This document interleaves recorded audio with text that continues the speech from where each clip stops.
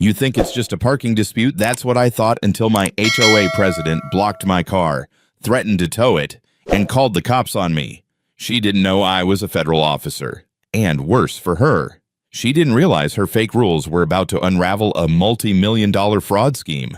What began with one arrogant demand in my driveway turned into the biggest HOA corruption case my state had ever seen. It was supposed to be a quiet Sunday afternoon.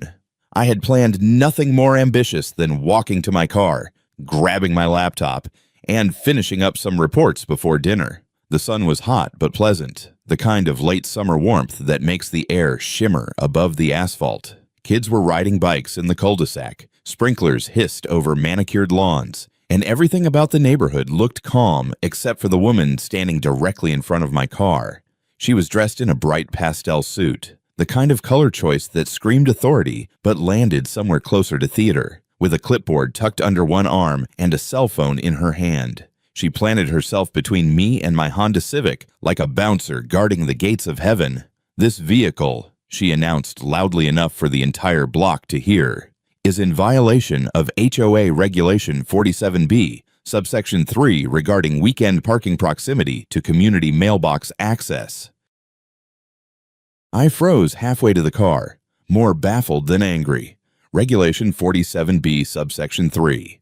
I'd been in this neighborhood for 3 years and never once heard of such a rule. Around us, a few neighbors peeked out from their porches and curtains, the way people do when they sense a show about to begin. I crossed my arms and leaned against the mailbox. "Ma'am," I said evenly, "I'm parked in a legal public parking spot.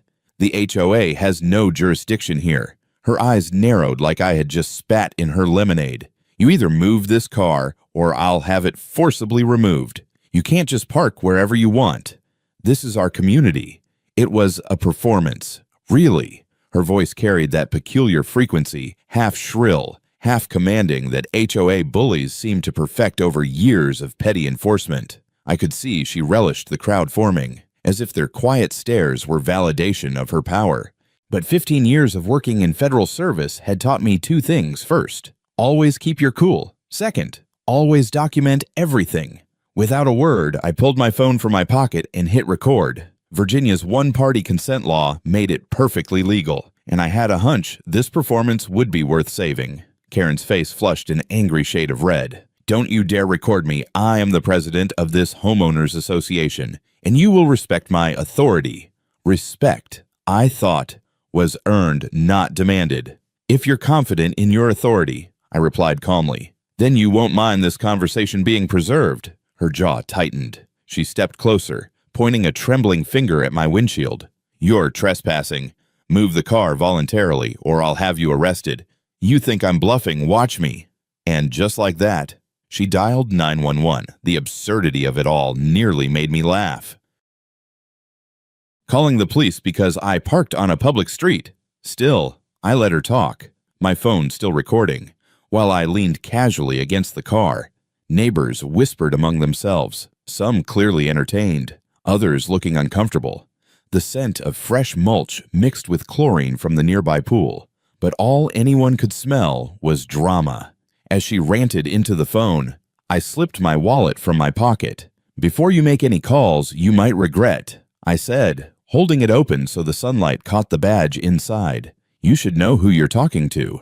Her eyes flicked downward, reading the words "Federal Interior Chief" printed in clean government typography.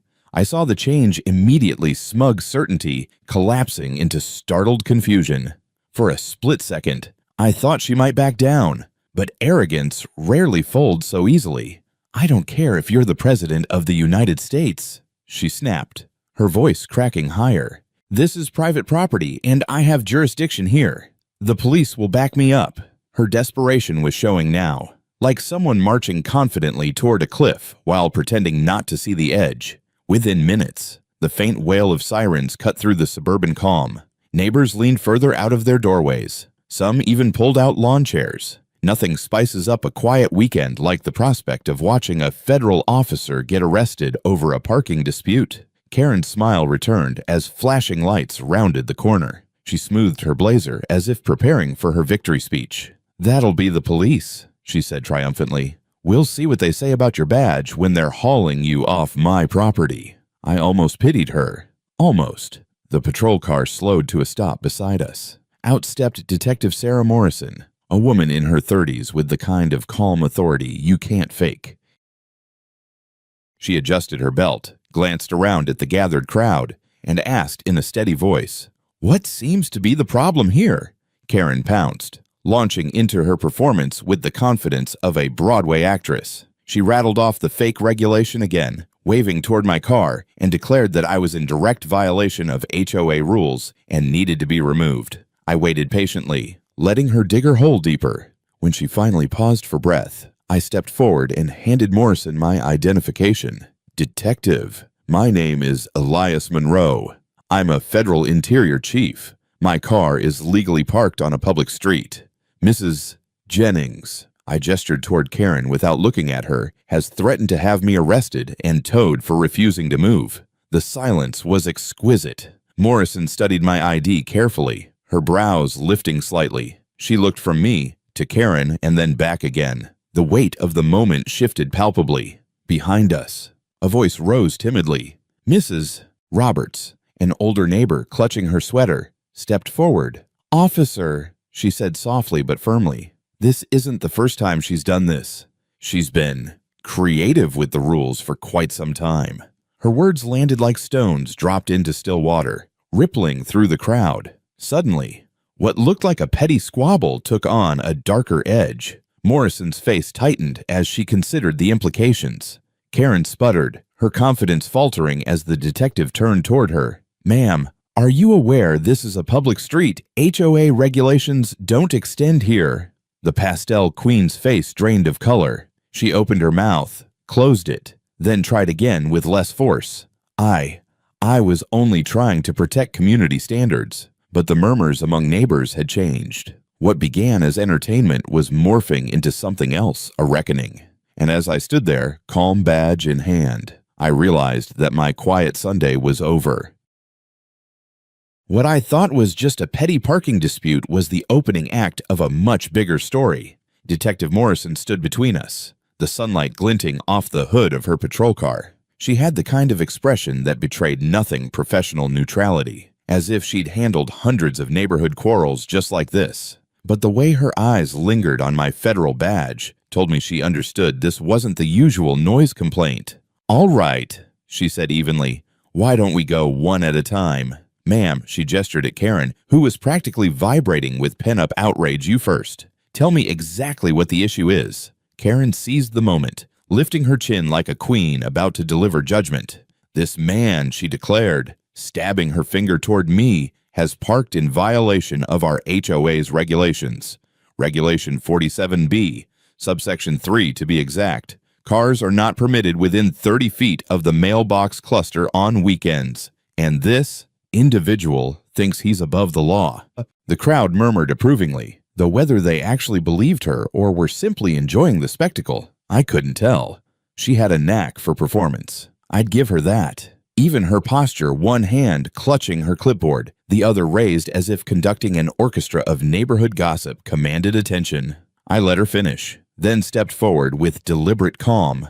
"Detective, my name is Elias Monroe. I am a federal interior chief. I parked my car in a legal, public space to retrieve some work materials. HOA regulations, real or imaginary, don't apply to public streets." I held up my phone, its screen still glowing from the recording app. Virginia law allows me to record interactions like this. I thought it might be wise, considering Mrs. Jennings here threatened to have me arrested and my car forcibly towed. Detective Morrison took the phone, glanced at the screen, and then back at me. "Public street. You said yes, ma'am. City property." "Not HOA jurisdiction." Her eyes shifted toward Karen. "Is that true?" Karen faltered. I saw it the first crack in her pastel armor. She licked her lips, tried to rally. "This neighborhood is private. Our HOA has oversight of all property within community boundaries. He has no right." But Morrison cut her off with the kind of gentle firmness only an experienced officer can muster. "Ma'am, HOA authority ends where public property begins. Unless your association owns this street, which, according to county records, it doesn't. You can't dictate who parks here. The silence that followed was heavy. Neighbors exchanged glances. Someone stifled a laugh. Karen's face darkened. That's not the point. This man is disruptive. He refuses to comply with our standards. Mrs. Jennings, Morrison said, her patience thinning. The point is whether he violated the law. And from what I can see, he hasn't. For a brief moment, Karen looked like a balloon that had lost its helium.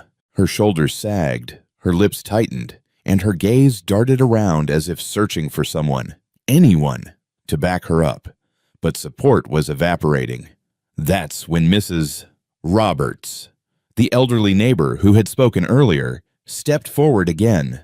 She clutched the edge of her cardigan like a shield, but spoke clearly enough for everyone to hear.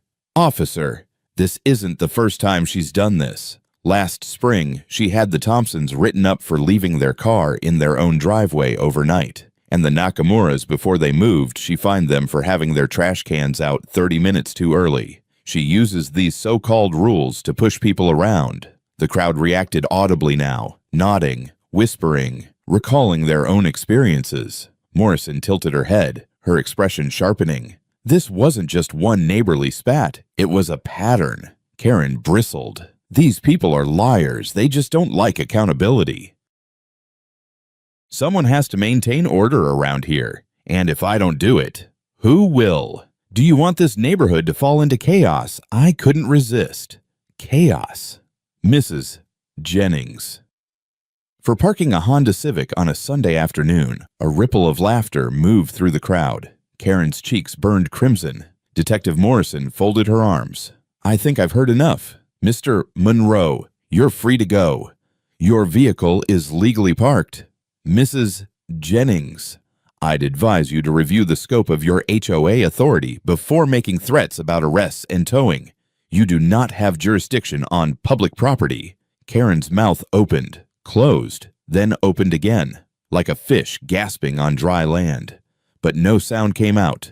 The patrol car lights flicked off, the siren gone silent, and the performance ended not with applause but with neighbors dispersing in small, murmuring groups. Some shook their heads. Others cast Karen glances of pity or disdain. As I turned to leave, I caught Morrison's eye. She leaned closer, her voice low enough only I could hear. "You handled that well, but be careful. People like her don't usually stop after one failed attempt. They escalate." I nodded, the weight of her words settling into my chest. At home, later that evening, I couldn't shake the scene from my mind. The way Karen had rattled off that fake regulation, as if it were gospel. The way the crowd had nearly believed her until facts intervened. It wasn't just arrogance, it was confidence born from practice. I opened my laptop and typed Willow Creek HOA bylaws into the Virginia State Corporations Commission database. Within minutes, the documents appeared scanned pages of legalese outlining community responsibilities and restrictions. I scrolled, searching for Regulation 47B, subsection 3. Nothing. I searched for weekend parking rules. Again, nothing. Instead, the bylaws contained ordinary clauses: maintain your lawn, keep trash bins out of sight, architectural reviews for exterior changes. Boring, predictable, and nothing close to what Karen had shouted in the street. My pulse quickened. She had invented the rule, fabricated it from thin air, counting on the fact that no one would bother to check. But I wasn't just anyone. 15 years of government service had trained me to read between lines, to see where power is claimed versus where it's actually granted. And what I saw was a fraud in broad daylight. I leaned back, exhaling slowly. The detective was right. This wasn't over. People like Karen don't stop when they're caught lying. They just get craftier. As if on cue, my phone buzzed on the desk. An unknown number. One message. "You should drop this before it gets complicated. Some things are better left alone." The words glowed on my screen, sharp and cold. I stared at them for a long moment, then took a screenshot. If Karen or whoever was protecting her thought intimidation would silence me, they didn't understand who they were dealing with. What had begun as a parking spat was about to turn into something much larger. And for the first time that day, I realized I wasn't dealing with a neighborhood nuisance. I was staring at the edges of something that smelled a lot like corruption. That night, I couldn't sleep. Every time I closed my eyes, I saw Karen's face, her smug certainty, the way she'd recited those made-up rules like scripture. I'd worked long enough in government to recognize when someone wasn't just mistaken, but was deliberately manufacturing authority. And if she was willing to invent a Regulation 47B on the spot, what else was she hiding? By morning, curiosity had turned into obsession. I sat down with a mug of black coffee and opened my laptop again. The Virginia State Corporation Commission's website was my starting point. Willow Creek HOA had been incorporated 15 years ago, and their filings were all public record. With a few clicks, I downloaded their annual financial statements. That's when the numbers punched me in the gut. In just 2 years, the association's administrative fees had doubled from $14,000 to nearly $30,000 annually. For a neighborhood of only 52 homes, that was outrageous. And it didn't stop there.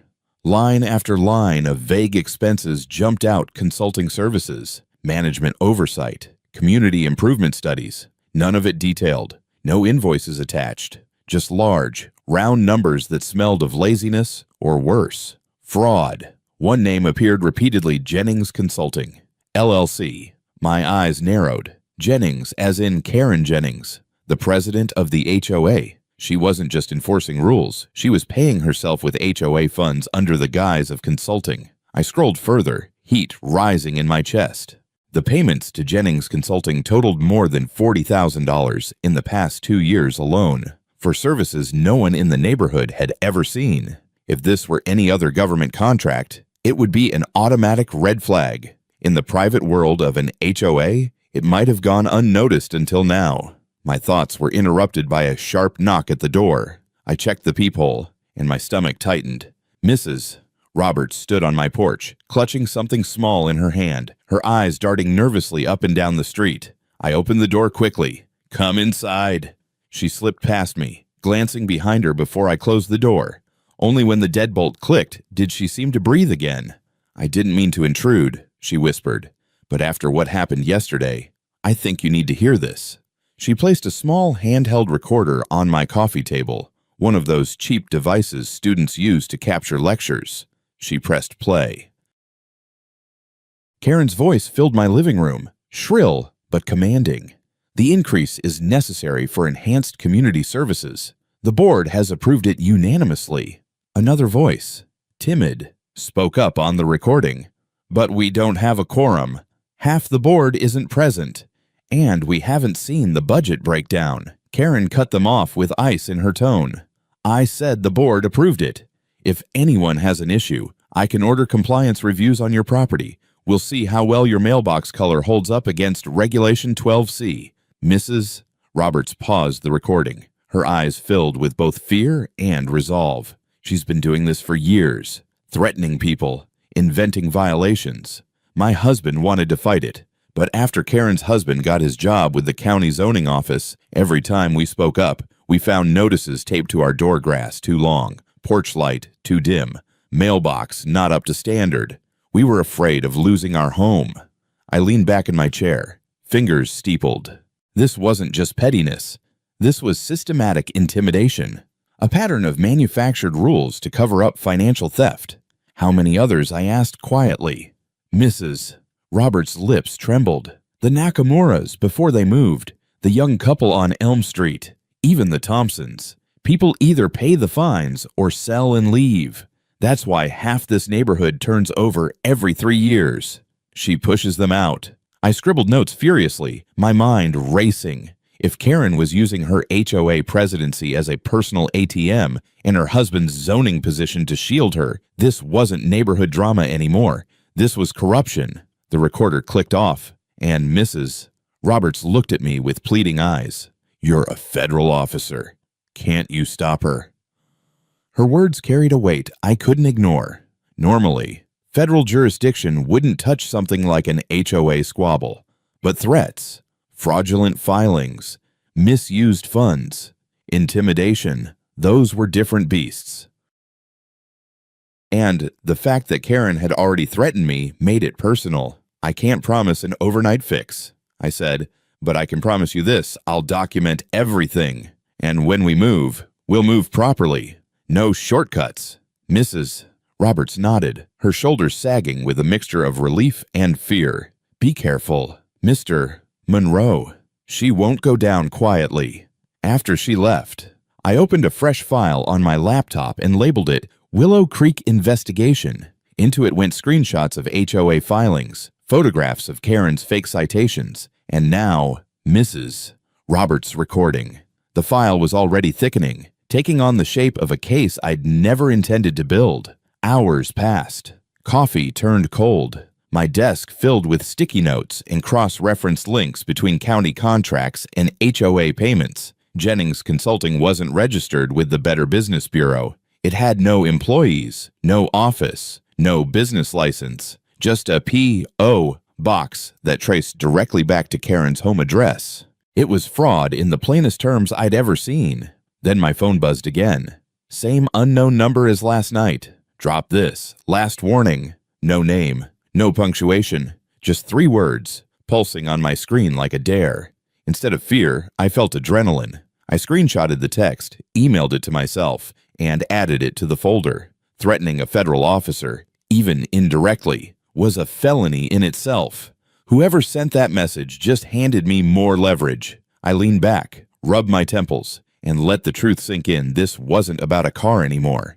Karen had built a small empire on intimidation and fake authority, and she'd been looting the HOA treasury for years while everyone else looked the other way. The crowd yesterday had seen a spectacle. I'd seen the mask slip, and now, for the first time, I realized my Sunday skirmish wasn't an ending. It was the beginning of a war. The following morning, I woke up with a gnawing sense that the neighborhood I thought I knew had been hiding in plain sight all along. Willow Creek looked like any other middle-class suburban community, 2-story homes with vinyl siding, neatly trimmed lawns, kids' bikes leaning against garage doors. But beneath the illusion of order, something rotten was festering, and I had just peeled back the first layer. After my encounter with Mrs. Roberts, I couldn't shake the image of Karen's smug face when she'd cited those fake rules. She had the confidence of someone who knew she was untouchable. That bothered me more than the fraud itself. In my line of work, the truly dangerous people weren't the petty crooks. They were the ones who believed the system could never touch them. I decided to dig deeper. I logged into the county's business registry, cross-referencing every vendor the HOA had paid in the last 5 years. Most were legitimate landscaping services, pool maintenance, snow removal contracts.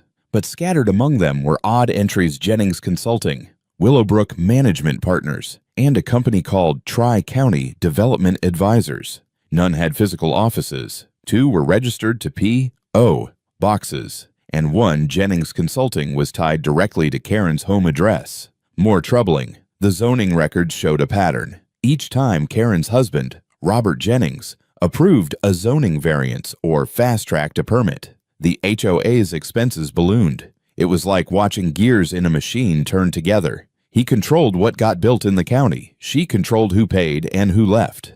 And together, they controlled the flow of money. I printed the documents and laid them out across my dining table. The picture forming was clear. Karen wasn't just a neighborhood tyrant. She was running a miniature racket. Inflated consulting contracts funneled HOA money into her pocket. Manufactured fines and threats pushed families out, lowering resistance, and Robert's zoning influence insulated them from scrutiny. At that moment, my phone buzzed again. Unknown number, same as before. Stop digging or you'll regret it. I stared at the message, jaw tightening. They were watching me. Either Karen herself or someone in her orbit knew I was onto them. But instead of fear, the message filled me with resolve. If they wanted me to stop, it meant I was on the right track.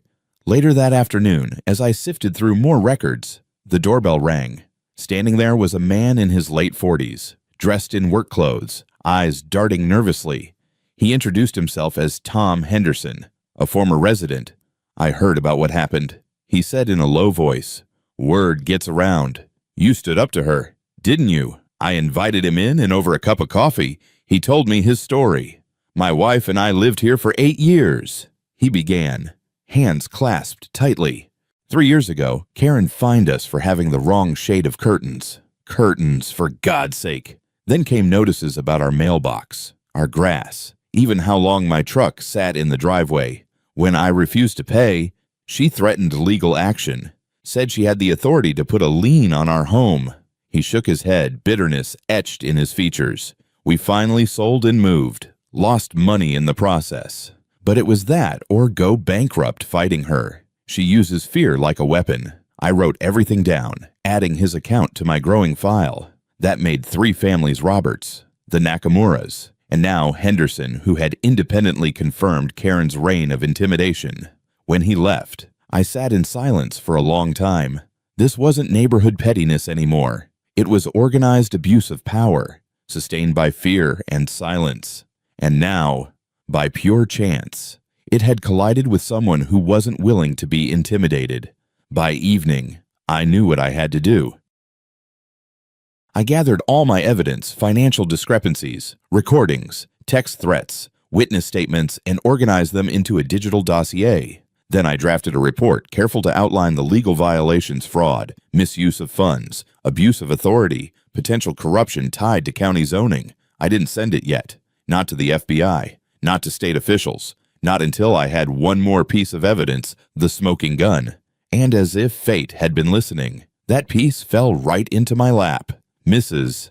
Roberts returned the next day, this time with a folder in hand. "I wasn't sure if I should give you this," she admitted, "but I can't keep it to myself anymore." Inside were minutes from the last HOA board meeting. Only they weren't real minutes, they were fabrications. Handwritten notes showed the actual meeting had lacked a quorum. Yet the official version, typed up and distributed to residents, claimed unanimous approval for a 25% increase in HOA dues. Even worse, attached to the minutes was a contract Willow Creek HOA agreeing to pay Jennings Consulting an additional $15,000 for strategic oversight. That was it. Proof of procedural fraud and financial self-dealing. I looked at Mrs. Roberts, who seemed both terrified and relieved. "Do you realize what this means?" I asked. She nodded, lips pressed into a thin line. "It means she's finally going to get what she deserves." I scanned the documents, uploaded them into my growing file, and sat back in my chair. The case was ready. Karen thought she was untouchable, that no one would challenge her authority. But soon, she would discover she had picked the wrong neighbor to bully. That night, I drafted a cover letter addressed to the Virginia State Attorney General's office. I knew they handled public corruption cases, especially when they involve misuse of funds and abuse of legal authority. This wasn't just an HOA problem anymore, it was state business. Before I shut my laptop, I checked my phone one last time. Another message had arrived. "Last chance. Walk away." I smiled grimly and snapped a screenshot. Then I whispered to myself, "I don't walk away." The stage was set. What had started with a ridiculous parking dispute was about to expose a network of fraud, intimidation, and corruption. And Karen Jennings was about to learn that her pastel blazers and fake regulations couldn't shield her from the truth. I drove into Richmond the next morning with a leather folder full of documents on the passenger seat. The state attorney general's office wasn't my first choice, but it was the right one. I'd debated going straight to the FBI, but without clear interstate connections, this was still a state-level matter. Besides, as a federal officer, I understood jurisdictional boundaries better than most. Start small, start local, and build.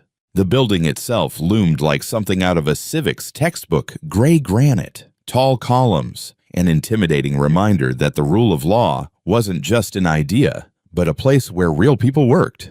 I checked in at the front desk, introduced myself by name and title, and within minutes found myself sitting across from Assistant Attorney General Patricia Wells. She was in her early 40s, sharp-eyed, with the kind of composure that comes from prosecuting corruption cases where one misstep could collapse months of work. She listened quietly as I laid out the folder on the table between us: financial records, fraudulent contracts, fabricated minutes, threatening texts, and Mrs. Roberts' recording. By the time I finished speaking, she had steepled her fingers and leaned forward. "Mr. Monroe," she said evenly, "what you've brought me isn't a neighborhood dispute. It's the skeleton of a corruption case. And if even half of this checks out, it goes far beyond HOA mismanagement. I nodded. Karen Jennings has been using her HOA presidency to funnel money into her own company. She manufactures rules to intimidate residents, forces people out, and hides behind her husband's county zoning position to avoid oversight. That's not a spat between neighbors. That's abuse of power for financial gain. Wells flipped through the folder, pausing at the Jennings consulting contract. This company is registered at her home address. Yes, no employees, no license. It exists for one purpose: to bleed the HOA dry. Her lips tightened. We'll need to subpoena bank records, but if the payments line up, that's fraud. And given her husband's position, we may be looking at conflict of interest, maybe even conspiracy. For the first time in days, I felt a spark of vindication. Someone with authority believed me. But before relief could settle in, Wells raised a finger. Be careful. People like this don't go quietly. If she feels threatened, she may try to discredit you. I almost laughed. She already has. She called the police on me for parking my car. Wells's brow arched. Then she's bolder than most. All right, here's what we'll do. I'll open a preliminary inquiry. That protects you legally as a cooperating witness and allows my office to start pulling records. But you need to keep documenting everything. If she contacts you again, texts, calls, anything, save it. Every piece matters. I agreed, left the building, and drove home with a mix of satisfaction and unease. The ball was rolling now, and once it rolled, it wouldn't stop until someone was crushed under it. That evening, as if on cue, my phone buzzed. A new message from the same unknown number. Heard you went to Richmond? Wrong move. This time, I forwarded the text straight to Wells's office. Within minutes, I got a call from one of her investigators. Mr. Monroe. That message just elevated your case. Threatening a federal officer cooperating with a state investigation qualifies as obstruction. We'll trace the number. The next day, Detective Morrison, the same officer who'd responded to Karen's original 911 stunt, showed up at my door in plain clothes. She carried a manila envelope. I was asked to deliver this personally, she said, handing it to me. And off the record, keep your head down. Jennings has friends in places you don't expect. Inside the envelope were copies of subpoenas already filed, bank records for Jennings Consulting, county zoning approvals tied to Robert Jennings, and HOA financial accounts. Things were moving fast, faster than I'd imagined. But Karen was moving too. Word spread around Willow Creek like wildfire. Neighbors whispered that I was trying to take down the HOA.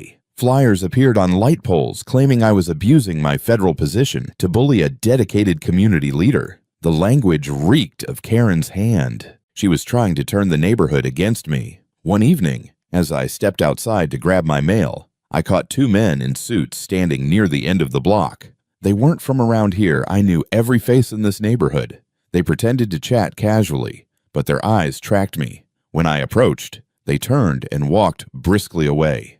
That night, another message came, back off, or we'll make this personal. I sat at my desk, staring at the glowing screen, then at the thickening folder of evidence. Karen's arrogance was her downfall. Every threat she sent, every flyer she printed, every fabricated rule, it all became more rope to hang herself with. But it wasn't just her anymore. The men in suits told me this was bigger. This was coordinated. 2 days later, Wells called again. Her voice carried an edge I hadn't heard before. Mr. Monroe, we pulled bank records.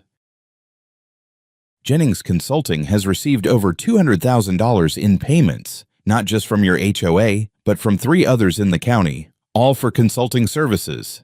And we found zoning variances approved by Robert Jennings directly benefiting board members who signed off on those contracts. I felt my stomach drop. So, it's not just Willow Creek. No, she said grimly. It's a network. And it looks like they've been running it for years. The room seemed colder as her words sank in. What started as Karen yelling about a parking space had spiraled into something far more sinister. This wasn't a suburban squabble, it was organized corruption, hidden beneath the veneer of HOA governance. And now I was standing at the center of it. That night, As I sat in my office staring at the stacks of documents, I realized there was no turning back. I wasn't just documenting a bully anymore. I was holding evidence of a criminal enterprise. And Karen Jennings, the self-proclaimed queen of Willow Creek, had no idea that her fabricated rules and pastel power plays had just triggered an investigation that could bring her entire empire crashing down. By the time the weekend rolled around, my quiet suburban street felt less like a neighborhood and more like the staging ground for a covert operation. Strange cars idled longer than usual at the corner. Unfamiliar faces appeared at the grocery store, eyes lingering on me a second too long. It was the kind of surveillance I'd learned to recognize after years in federal service. But this time, it wasn't sanctioned by any agency. It was intimidation, plain and simple. On Sunday evening, I received the call that confirmed everything. It wasn't from Wells at the Attorney General's office, but from someone higher up, Special Agent Rebecca Torres, FBI Public Corruption Unit. Her voice carried clipped efficiency, the tone of someone who never wasted a syllable. Mr. Monroe, your name came across my desk today, she said. The Attorney General forwarded your materials to us. What you've uncovered doesn't stop at the county line. We've been building a federal case for 8 months, multi-state HOA fraud, shell companies, money laundering. Your evidence provides the missing link. Her words landed heavy. Are you saying Karen Jennings is part of something bigger? Much bigger, Torres replied. She's not just a neighborhood tyrant. She's a coordinator. Her consulting company has been receiving payments from HOAs across Virginia and into Maryland. The sums total over $2 million in the last 3 years. We believe she's laundering funds through real estate deals facilitated by her husband's zoning office. $2 million. I sat back in my chair, stunned. What had started as a petty parking dispute had opened the door to a multi-state corruption case. We need your cooperation, Torres continued. But understand this, if you stay involved, you'll be stepping into a federal investigation that could get dangerous. These people aren't just filing fake HOA minutes anymore. They have lawyers, connections, and resources. We've already seen attempts at witness intimidation. That includes you. I glanced at my phone, still holding the last anonymous threat. They've already tried. Then you understand the stakes, she said. We'll set you up with secure communication channels. But for now, keep doing what you're doing. Document everything. Don't confront her directly. We're watching. The line went dead, and I sat in silence, staring at the darkened window. The reflection staring back at me wasn't just a federal officer anymore. It was a man who had stumbled into the center of a storm. The next morning, the media caught wind. A local paper ran a piece, "Neighborhood Parking Dispute Escalates into Legal Drama." The article painted Karen as a dedicated community leader under attack by a powerful federal official. It had her fingerprints all over it. She was playing the victim card, and she was good at it. By midweek, television crews were parked on the corner. Reporters knocked on my door, shoving microphones in my face. Mr. Monroe, are you abusing your federal position to bully your HOA president? Did you threaten Mrs. Jennings with prosecution? I refused to comment. But the smear campaign was working. Neighbors I'd spoken with just days before now avoided eye contact. Flyers appeared in mailboxes accusing me of trying to bankrupt the community with legal battles. It was psychological warfare, and Karen was pulling every string she had. But she didn't know I was already 3 steps ahead. Late that Thursday night, I received another secure call from Torres. We intercepted communications from Jennings. She's been meeting with associates in Maryland. We believe she's trying to move assets and destroy evidence. But in doing so, she confirmed her link to the larger network. What does that mean for me? I asked. It means you're officially part of a federal case now. You'll be listed as a cooperating witness under protective monitoring. But it also means you're a target. She knows you're the reason this blew up. As if on cue, my phone buzzed with another message from the unknown number. This one was different. It wasn't a warning. It was a photo. My house, taken from across the street. The timestamp showed it had been snapped less than an hour earlier. I forwarded it to Torres immediately. Within minutes, 2 black SUVs rolled into the neighborhood and parked discreetly nearby. I had federal protection now, but instead of feeling safer, I felt the gravity of the fight I was in. The following day, Wells called me back to her office. She had a stack of papers thicker than a phone book waiting. We've traced the consulting payments. Jennings Consulting has been pulling money from at least 5 HOAs across 2 counties. And thanks to the FBI's wire intercepts, we have proof she coordinated the contracts. She leaned in. Mr. Monroe, I need you to understand something. This case is no longer about one corrupt HOA president. We are looking at conspiracy, wire fraud, and potentially racketeering charges. This could go federal under RICO statutes. I exhaled slowly, the weight of it pressing against my chest, all because she tried to tow my car. Wells gave a thin smile. Arrogance makes people sloppy. She thought she was untouchable. She didn't count on you. That night, I drove through Willow Creek, taking in the rows of houses lit by porch lights. From the outside, nothing had changed. The kids still played. Sprinklers still hissed. Dogs still barked behind fences. But I knew better now. The community wasn't a neighborhood. It was the staging ground for a fraud machine, run by a woman in a pastel blazer who thought no one would dare challenge her. And now, because I had parked in the wrong spot on the wrong day, the FBI, the Attorney General's office, and half the state of Virginia were watching. Karen Jennings wanted me to move my car. Instead, I'd move the ground beneath her feet. And the fall was only beginning. The morning after the FBI confirmed Karen's ties to the wider network, my neighborhood no longer felt like the quiet place I'd once chosen for peace. Every driveway, every curtain twitch, every unfamiliar vehicle parked on the corner looked suspicious. I knew better than to ignore that feeling. Paranoia in my line of work was just another word for survival. By 9 a.m., the media blitz had begun. Local news stations ran headlines portraying Karen as a devoted HOA president targeted by overreaching federal authority. Interviews featured carefully selected neighbors praising her dedication to community standards. Watching from my living room, I almost laughed. These same people had whispered their frustrations about her for years. But fear and manipulation are powerful tools, and Karen wielded both with skill. The FBI anticipated her counterattack. That afternoon, I was summoned to the Richmond field office, where a conference room had been converted into what looked like a war room. Maps of counties, charts of financial flows, and photos of suspects covered the walls. At the center stood Special Agent Torres, her posture sharp, eyes blazing with purpose. "She's trying to own the narrative," Torres said, gesturing toward a television replaying Karen's interview. "So we're going to beat her at her own game." The plan was called Operation Spotlight. Instead of keeping everything under wraps, the Bureau decided to go public with select pieces of evidence. Financial records, fake contracts, recordings material sanitized enough not to jeopardize the case but damning enough to sway public opinion. "We're flipping the script," Torres explained. "Sunlight is the best disinfectant. If Karen wants a public fight, we'll give her one." I felt a mix of apprehension and admiration.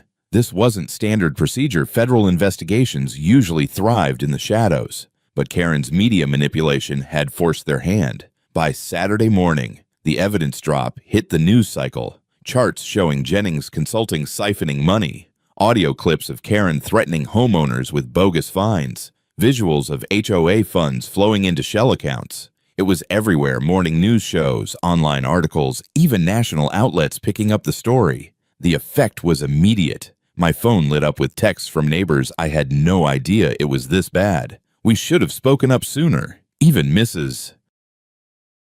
Roberts called me in tears, relieved that people finally believed what she'd been saying for years. But Karen didn't fold. No, she doubled down. The very next day, she appeared on a rival news channel flanked by her attorney, accusing me and the FBI of harassment. "This is government overreach," she proclaimed, her voice steady, her pastel suit crisp as ever. "All I've ever done is protect our neighborhood. Now I'm being painted as a criminal because I dared to hold people accountable." It was masterful spin, and I knew some would believe it. That evening, as I returned from a briefing at the field office, I noticed a black sedan idling across from my house. Inside were 2 men, one pretending to scroll on his phone while the other stared directly at me. My stomach tightened. When I turned my car into the driveway, The sedan rolled slowly down the street and disappeared. Minutes later, a text arrived. "We warned you. This ends now." I forwarded it to Torres, who called back within seconds. "We're tracing it. Don't leave your house tonight. We're sending a surveillance team to sit outside." The weight of the situation pressed down harder than ever. This wasn't neighborhood bullying anymore. This was organized crime, and organized crime had a way of pushing back hard when cornered. 2 days later, the pushback escalated. Several witnesses who had agreed to cooperate with the state investigators suddenly recanted their statements. One neighbor, Mrs. Peterson, called me crying. They came to my door. She whispered, "Men in suits. They said I must have misunderstood the meetings, that Karen was just doing her job.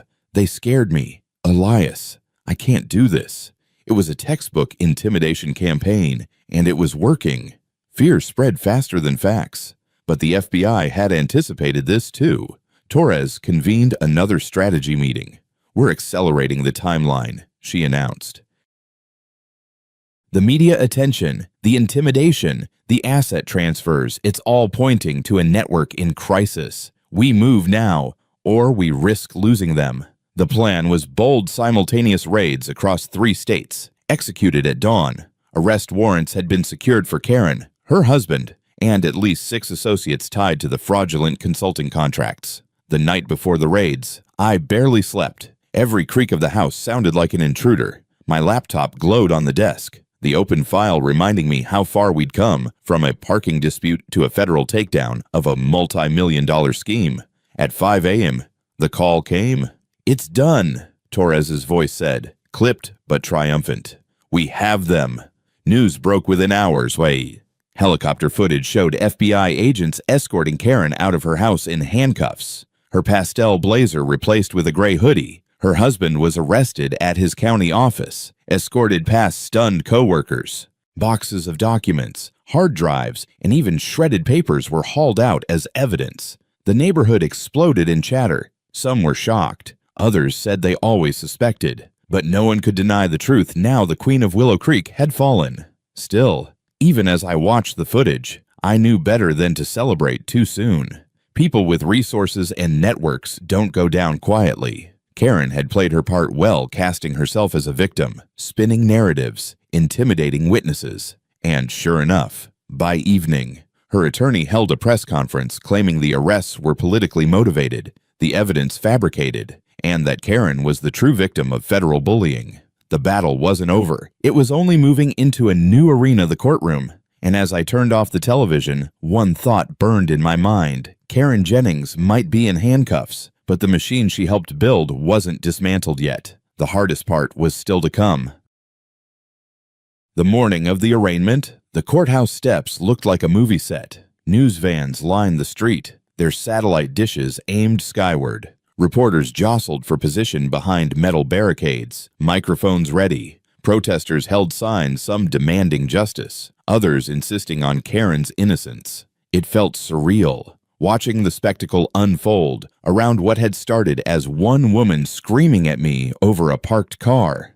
Inside, the air was thick with tension. Karen entered, flanked by her attorneys, dressed not in her signature pastel, but in a charcoal gray suit, her hair pulled tightly back. She wore an expression carefully curated for the camera's part defiance, part martyrdom. Robert Jennings followed close behind, his face pale, avoiding eye contact with anyone. The prosecutor laid out the charges: wire fraud, embezzlement, conspiracy, obstruction of justice, and racketeering under the RICO statute. Each count carried years of potential prison time. When the clerk read embezzlement of over $2 million, a murmur rippled through the courtroom. Karen's attorney rose smoothly. "Your Honor, my client is a respected community leader. These charges are politically motivated and rely on testimony coerced under duress. The so-called evidence was obtained improperly, and we intend to prove that in court." I sat in the gallery, jaw tight. It was infuriating to hear them twist the truth, but I knew the evidence was overwhelming. The financial records, the recordings, the threatening texts, the shell companies, it all painted a picture no spin doctor could erase. The judge denied bail, citing risk of flight and ongoing witness intimidation. Karen's mask cracked for the first time, her jaw tightening. her eyes flashing as marshals led her away. For a fleeting moment, I saw the real woman behind the performance, the one who had bullied neighbors, fabricated laws, and thought herself untouchable. But victory was not without cost. In the days that followed, retaliation hit the neighborhood hard. Residents who had spoken out received anonymous phone calls at night. One family found their mailbox smashed. Another woke to find graffiti sprayed across their garage snitches. Fear returned like a storm cloud, and people began asking themselves if speaking up had been worth it. I struggled with the same question late at night, sitting alone in my study. Yes, Karen and Robert were behind bars. Yes, the FBI had dismantled much of their network, but the scars they'd left on Willow Creek and on other communities ran deep. Trust, once broken, doesn't rebuild overnight. Then came a surprising twist. Mrs. Roberts was elected interim HOA president in a special vote. Her first act was simple but symbolic. She opened the association's books to every homeowner. For the first time in years, transparency replaced secrecy. Residents packed the community center, poring over numbers that had always been hidden. You could almost feel the collective exhale, like people waking from a long, exhausting nightmare. A month later, I was invited to speak at that same community center. I stood before neighbors who had once watched me with suspicion, now looking at me with gratitude. I never intended to be in this position. I told them, I parked my car and ended up stumbling into a web of corruption. But the truth is, I didn't do this alone. Every one of you who came forward, who spoke the truth even when it was hard, you're the reason we're here today. Karen thrived on silence, and you broke it. Applause filled the hall. Mrs. Roberts wiped away tears. In that moment, I realized the real victory wasn't just Karen's downfall, it was the community reclaiming its voice. Still, the case stretched on. Months later, the federal trial concluded with guilty pleas. Karen received 18 years in prison. Robert got 12. 6 associates were sentenced for conspiracy and fraud. The restitution order totaled over $22 million, funds to be returned to the homeowners who had been cheated. For me, life took an unexpected turn. The Department of the Interior formally recognized my role in exposing the scheme. I was offered a position on a new federal task force dedicated to rooting out HOA corruption nationwide. It wasn't the career path I'd envisioned, but after everything I'd seen, how could I refuse 2 years later? I still think about that day Karen blocked my Honda Civic with her clipboard and empty threats. I think about how arrogance made her careless, how lies built on intimidation eventually collapsed under the weight of truth. And I think about the lesson etched into me and into every neighbor who lived through it. Power without accountability is just organized theft with nicer stationery. If there's one message I carry forward, it's this: document everything, know your rights, and never let fear silence you. Karen Jennings thought she could scare a neighborhood into submission. Instead, she awakened a movement for transparency that stretched far beyond Willow Creek. And as I stood watching children play in the same cul-de-sac where it all began, I felt certain of one thing: no pastel suit, no fabricated regulation, no self-proclaimed authority would ever again hold this community hostage. Justice had prevailed not because of one badge or one officer, but because ordinary people chose to speak, record, and resist. And that, I realized, was the real ending to this story. Sometimes, the battles that change lives don't begin with grand causes. They start in driveways, at mailboxes, or over something as simple as where you park your car. What happened in Willow Creek taught me, and should teach all of us, that silence empowers bullies, while truth dismantles them.